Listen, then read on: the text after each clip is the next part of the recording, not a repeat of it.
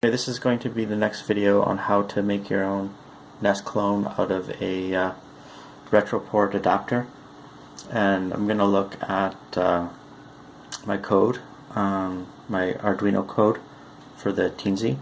I'm not going to go line by line, but I'm just going to show you some of the overviews, and my intent right now is to actually paste the code in the comments so then you guys could look at it at your leisure.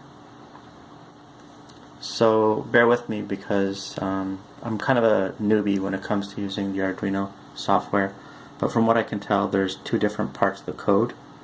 There's the part up top where it's like initial setup, and then loop, which I guess is similar to your main function, I guess, in a regular C programming model. Okay, but rather than setup or loop, I'm going to just draw your attention to a part that's actually outside of loop, where I have some comments for my pin mapping, like for the microcontroller, what port and what pin goes to what address, data, or write signal on the card edge connector of the Super Nintendo. So over here you can see that I have I use port D to connect to the addresses mostly, but also the write strobe and reset.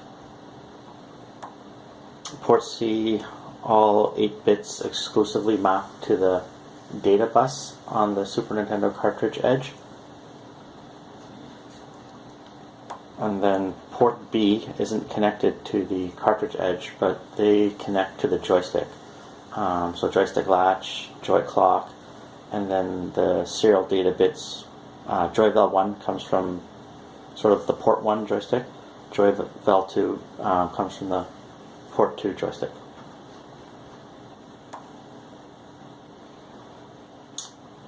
I guess the other thing that I did as well is I have these support functions here, and this is where I either set or reset the different signals. For instance, over here, void set address 23 will set the address 23 bit to a 1, whereas the reset function will reset it to a 0. So I do that with all the bits from what I remember. Okay, so the first part of the program is set up, and that's just run a single time. And then for the first part of it, I set the directions of the different ports. So port D, port C, and port F are exclusively set to output. So for these direction registers, like for each of the ports, a 1 means out, a 0 means input. So that's why it's 255 is basically 8 ones. Port B is a little different. It's mostly outputs, and then I go into the details here, except for bit 2 and bit 1 are in, and I actually use those to read values in from the joypads, I guess is the name. Okay, what I'm going to say now is that I'm not going to go exactly line by line, but I will paste in the entirety of this code in the comments so you guys could look at that sort of at your own leisure. Okay, so the first two sections are basically, I put in the comment here, deassert write n and reset n. So we're basically putting both those signals to their inactive states. Likewise with joy clock and joy latch. And then the next part of the code, I guess this is when we're doing something. In this case, the purpose is to assert our active low reset, and we do that, and then we delay for 1000 milliseconds. And then instead of a NOT gate, they ended up using a D flip-flop that's being clocked in order to do some inversion. They were using Q bar, so it makes it necessary to release this reset, which is trapped in this flip-flop on the PCB, by writing C002 in order to release the latched reset, is what I'm saying. So that's the extent of, oh, and then I delay for 3 seconds essentially. And that's the extent of the setup loop, the thing that's the bit of code that's run just once when things start up. Now we can move to loop, which is essentially like the main part of the code.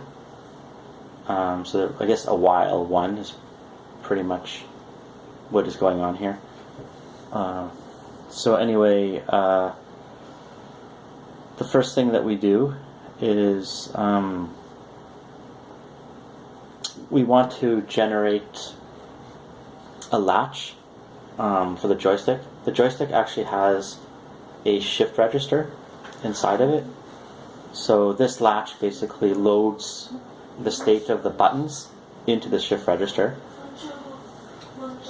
And then from then on, the software will have to shift those out one bit at a time. And I'm not going to go into the mechanics of this for loop. You're free to look at it yourself. But in this for loop, that's essentially what's going on. We're going from I equals 0 to I less than 8 because there's 8 different bits that we have to latch out. And I have to change the logic and the polarity of this loop and clean things up, because later on outside the loop you'll notice that the value that we've sort of generated throughout the loop, like through all the shifting and that, I'm inverting it over here on this step. So again, I have to clean this up.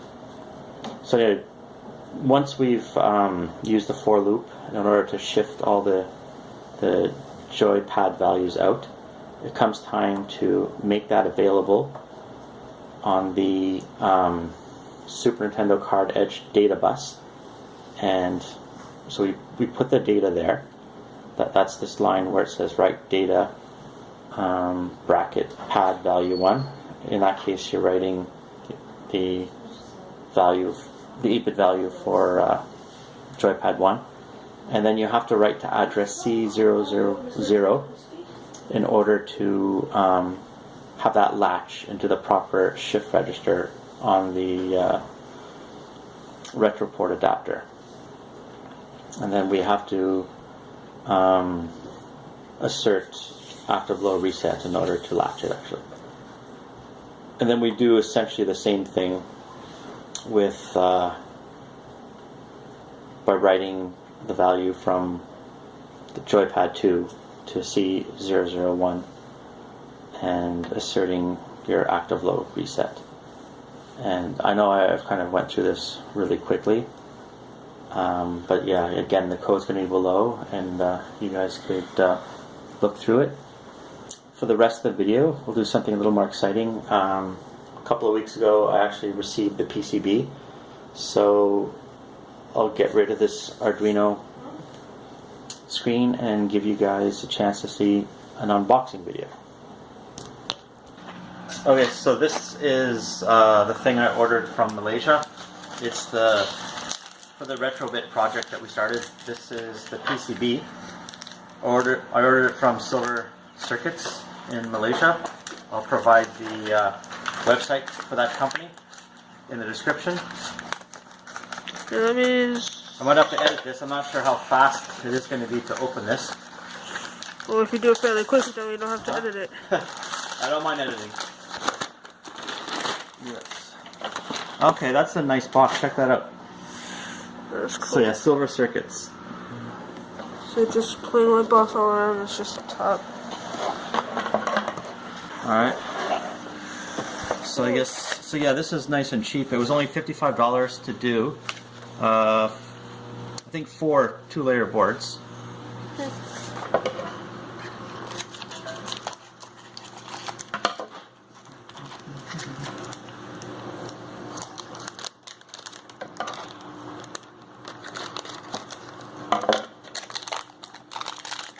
So yeah, I think there's 4 of them.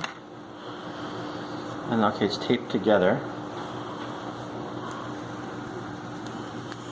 So on this little site, that's where I'm going to have the 18Z Arduino board.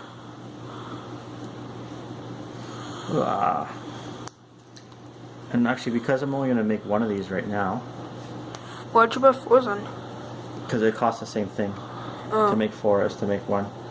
Oh, okay.